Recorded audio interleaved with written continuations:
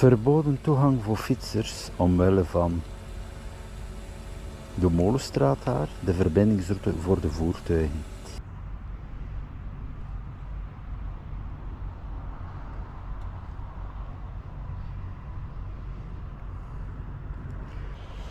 Dus er is geen toegang voor fietsers, daarmee is het ook afgesloten.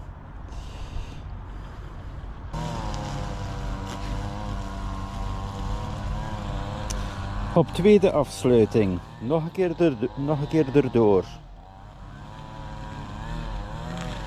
En nu de rijbaan van de voertuigen.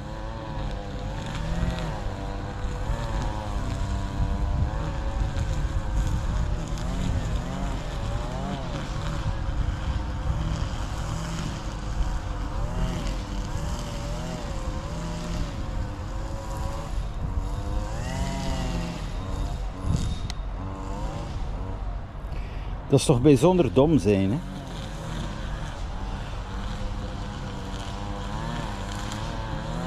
Kijk, die man zit dan nu vast in het gras.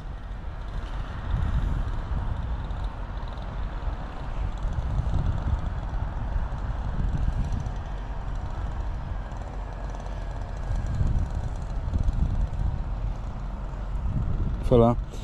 Staat duidelijk aangeduid, 2 borden, dus het eerste bord en dan daar verder het tweede.